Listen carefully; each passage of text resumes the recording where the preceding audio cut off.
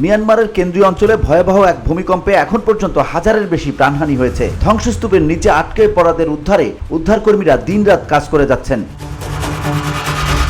শুক্রবার দুপুরে সাগাইং শহরের উত্তর পশ্চিমে 7.7 মাত্রার ভূমিকম্প আঘাত হানে, যার কিছুক্ষণ পরেই 6.7 মাত্রার আরও একটি পরাঘাত অনুভূত হয়। শক্তিশালী এই ভূমিকম্পের ফলে মিয়ানমারের দ্বিতীয় বৃহত্তম শহর মন্দালয় সহ বিভিন্ন অঞ্চলে ব্যাপক ধ্বংসযজ্ঞের সৃষ্টি হয়েছে। বহু ভবন ধসে পড়েছে, সেতু ভেঙে গেছে এবং রাস্তা ক্ষতিগ্রস্ত হয়েছে।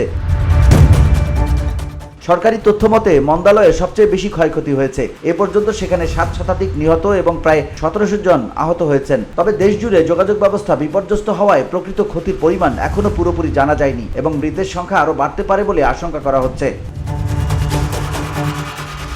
ভূমিকম্পের কারণে মিয়ানমারের সামরিক সরকার 6টি অঞ্চলে জরুরি অবস্থা ঘোষণা করেছে। রাজধানী নেইপিদোতে হাসপাতালের ভেতরে চিকিৎসা চালিয়ে যাওয়া সম্ভব না হয় খোলা আকাশের নিচে রোগীদের চিকিৎসা দেওয়া হচ্ছে। উদ্ধারকারী এক স্বেচ্ছাসেবক জানান, মন্দালয়ের একটি বহুতল ভবনের ধ্বংসস্তূপ থেকে 30টি মরদেহ উদ্ধার করা হয়েছে। শহরের 1/5 ভবন ক্ষতিগ্রস্ত হয়েছে বলে ধারণা করা হচ্ছে।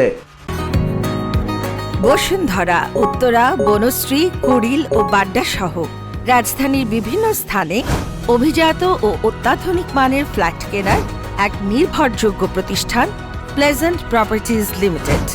তাই আপনার স্বপ্নের আবাসনের জন্য আজই যোগাযোগ করুন। Pleasant properties limited, where destiny matches eventually. ভূমিকম্পের প্রভাব সীমান্ত পেরিয়ে থাইল্যান্ডেও পৌঁছায়। ব্যাংককে একটি 30 তলা নির্মাণাধীন ভবন ধসে পড়ে, যেখানে 10 জন নিহত হয়েছেন। এখনও প্রায় 100 জন শ্রমিক নিখোঁজ রয়েছে বলে ধারণা করা হচ্ছে। ব্যাংককের গভর্নর জানিয়েছেন, শহরে 2000-এরও বেশি ক্ষতির রিপোর্ট পাওয়া গেছে এবং ভবনগুলোর নিরাপত্তা নিশ্চিত করতে 100-র বেশি প্রকৌশলী মোতায়েন করা হয়েছে। VOD Bangla news desk.